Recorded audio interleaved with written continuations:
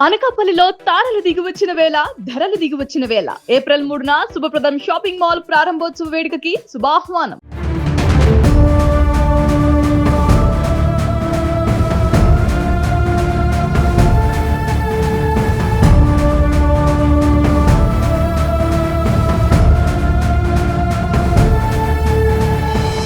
మౌనిక హత్యకు సంబంధించి ఏవైతే ముక్కలుగా చేసిన తర్వాత శరీర భాగాలను రెండు చోట్ల, ఒకటి ఇంట్లో ఫ్రిడ్జ్లో పెడితే మరొకటి ఇక్కడ అడవివరం వైపు వెళ్ళేటటువంటి దారపాలెం దగ్గర ఇక్కడ తల భాగాన్ని తీసుకొచ్చి పూర్తిగా కాల్చేయడం జరిగింది. ఈ సందర్భంగానే ఈ సీన్ రీకన్స్ట్రక్షన్లో భాగంగా సెకండ్ ప్లేస్ అయినటువంటి సీన్ దగ్గరికి రవీంద్రను పోలీసులు తీసుకురావడం జరిగింది. మీరు చూస్తున్నారు ఇక్కడ రవీంద్ర వెళ్తున్నటువంటి సిచ్యువేషన్ని. సో ఏదైతే సీన్కి సంబంధించి ఇక్కడ ఏం జరిగింది, ఎందుకు ఎలా తీసుకొచ్చాడు, ఇంటి దగ్గర మౌనికను ముక్కలుగా చేసిన తర్వాత ఇక్కడికి ఒక మూటలో మౌనిక తల భాగాన్ని తీసుకొచ్చి కాల్చేయడం జరిగింది.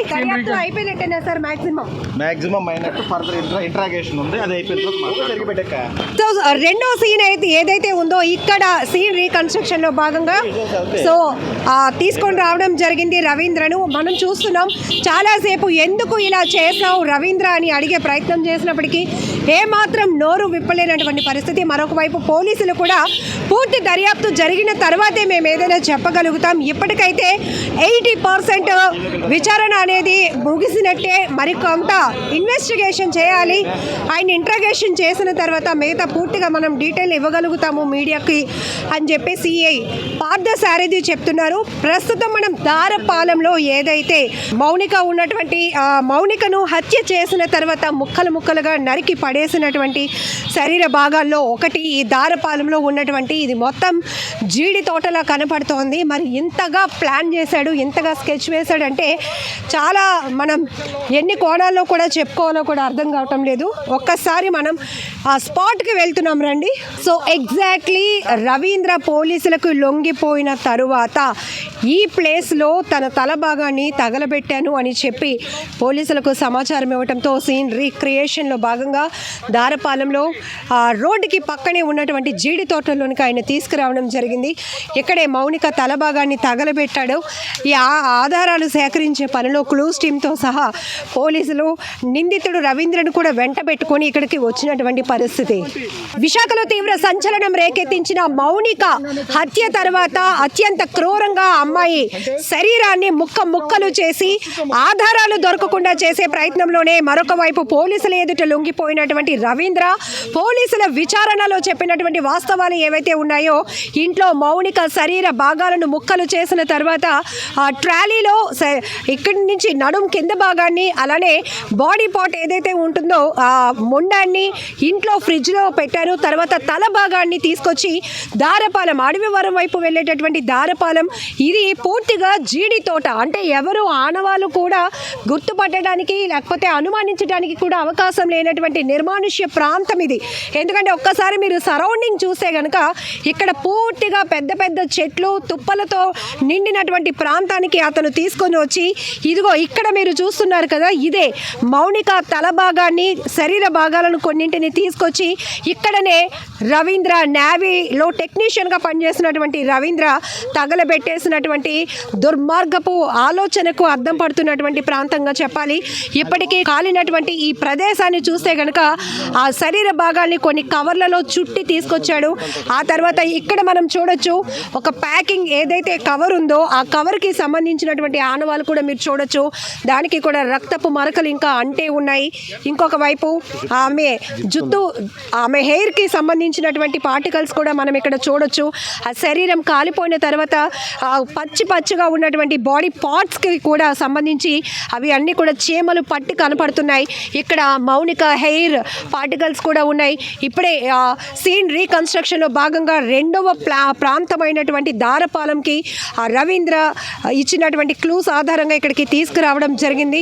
సో ఇక్కడ మనం చూస్తే చుట్టూ కూడా ఏంటి పోలీసులు ఒక వ్యక్తికి ముసుగు వేసి మరి ఇక్కడికి తీసుకొచ్చారు. ఏదో పెద్ద క్రైమే వైజాగ్లో జరుగుంటుంది అనేటటువంటి ఒక అటెన్షన్ ప్రతి ఒక్కరిలో కనపడి చుట్టుపక్కల ప్రయాణిస్తున్న వాళ్ళు సైతం తమ వాహనాలను హైవే పైనే పార్క్ చేసి ఇక్కడికి రావడం రావడం జరిగింది. మీకు తెలుసా ఎందుకు వచ్చారు ఇక్కడికి? మీరు ఏమైనా అనుకున్నారా? రోడ్డు పైన అందరూ వెళ్ళి చూస్తుంటే మీరు అలానే అనుకున్నారా? మార్నింగ్ వచ్చాను మేడం, 11 o'clock వచ్చాను.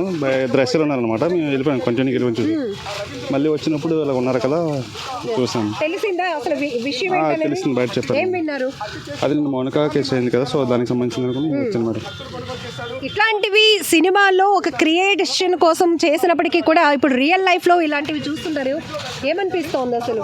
ఒక మనుషుల్ని చంపేయడం, తగలబెట్టేయడం, ముక్కలు ముక్కలుగా అలాంటి వాళ్ళే ఉరి తీసేయాలి మేడం, ఉంచకూడదు. అలాంటి వాళ్ళు ఒకరి వల్ల ఒకరు ఇలా తయారవుతారు, ఇలాంటి వాళ్ళే ఉంచకూడదు. ఇలాంటి వాళ్ళు ఒకరి వల్ల ఒకరు తయారవుతారు కాబట్టి ఇంకోటి నేర్చుకుంటారు. ఇలాంటివి కూడా అలాంటి వాళ్ళే ఉంచకూడదు ప్రపంచంలో.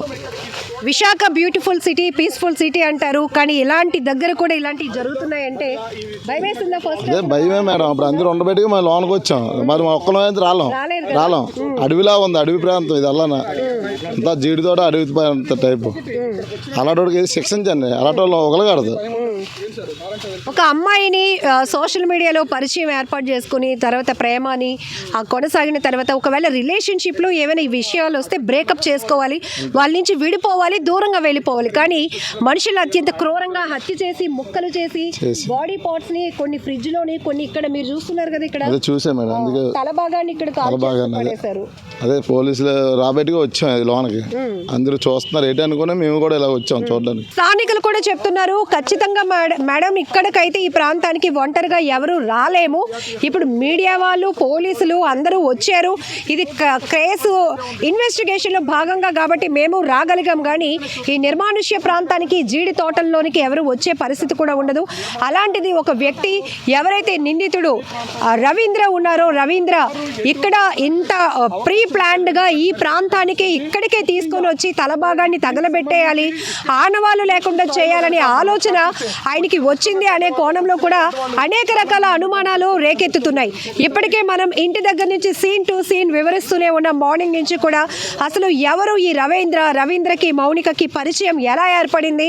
పెళ్ళైనటువంటి రవీంద్ర వాళ్ళ వైఫ్ పురుడు కోసం, డెలివరీ కోసం అని చెప్పి పుట్టింటికి వెళ్ళిన తరుణంలోనే ప్లాన్డ్గానే మౌనికను ఇక అడ్డు తొలగించుకోవాలనే ప్రయత్నంలో, పథకంలో భాగంగానే ఇక్కడ నిన్న ఆదివారం కాబట్టి ఎక్కువగా ఎవరు యాక్టివిటీస్ ఫ్లాట్లో ఉండవు కాబట్టి ఇదే మంచి టైం అనుకున్నాడా?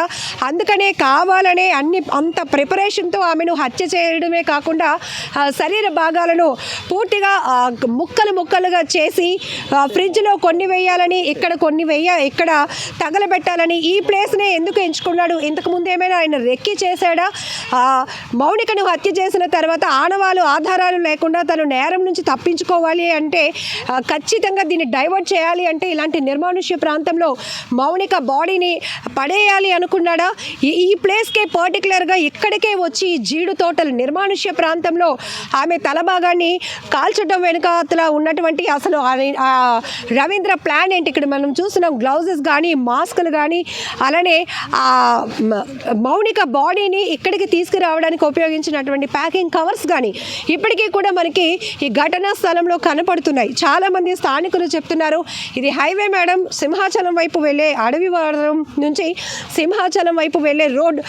రెగ్యులర్గా ఆ రోడ్డు వైపు వెళ్ళిపోవడమే తప్ప ఎప్పుడు కూడా ఈ లోపలికి వచ్చే సాహసం ఎవరూ చేయం. ఎందుకంటే పూర్తిగా ఇది నిర్మానుష్య ప్రాంతం, జీడి తోటలు ఉన్నాయి.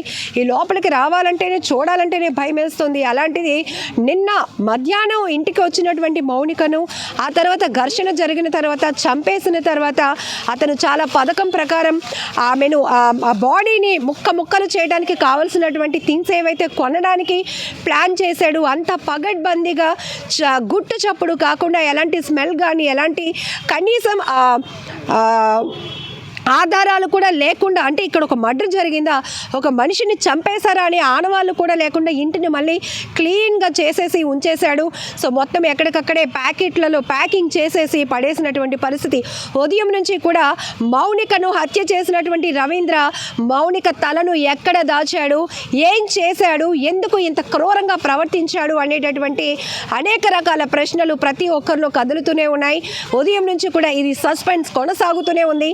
ట్విస్ట్ ట్విస్టుల మీద ట్విస్టులు చెప్పాలి అంటే ఒక రకంగా ముందే పరిచయం అయింది, వీళ్ళకి ఒక డేటింగ్ యాప్ ద్వారా పరిచయం అయిందని, పెళ్ళైన తర్వాత కూడా వీళ్ళు రిలేషన్ కంటిన్యూ చేస్తున్నారని రకరకాలుగా ఒక్కొక్కటిగా బయటకు వస్తున్నటువంటి కోణాలు అంశాలు చూస్తుంటే కనుక పూర్తిగా ఒక ఇందులో ఏదో దాగి ఉంది, ఒక ట్విస్ట్ దాగి ఉంది అనే కోణంలో కూడా అందరూ వెయిట్ చేస్తున్నటువంటి పరిస్థితిలో ఇప్పుడు ఒక మిస్టరీ వీడినట్టే. ఎందుకంటే ఇక్కడికి వచ్చి ఇక్కడే తగలబెట్టి ఆధారాలు లేకుండా చేయాలి అనుకున్నటువంటి రవీంద్ర మాస్టర్ ప్లాన్ వెనుక ఆంతర్యం ఏంటి, అసలు ఉద్దేశపూర్వకంగానే అతను పోలీసుల ముందు చెప్పింది నిన్న అమ్మాయి మా ఇంటికి వచ్చింది, నేను పిలిచాను, వచ్చింది, మాట్లాడుకున్నాం, కానీ ఎక్కువగా గతం నుంచి కూడా డబ్బుల కోసం వేధిస్తుంది, ఇప్పుడు కూడా డబ్బులు కావాలి, 2-3 లక్షలు నాకు కావాలి అని ఆమె పట్టుబడుతూ గొడవ పడడం వల్ల అది కాస్త కోపోద్రిక్తున్నాయి, ఆమెను హత్య చేశాను, తర్వాత ముక్కలు చేసి ట్రాలీలో కొన్ని భాగాలు, ఫ్రిడ్జ్లో కొన్ని భాగాలు, దారపాలెంలో కొన్ని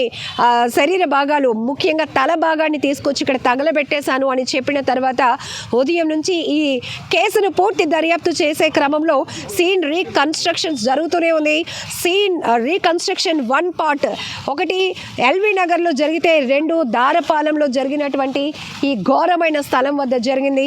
ఇప్పుడు చుట్టుపక్కల భారీ వాహనాలు అయితే బయట నిలిచి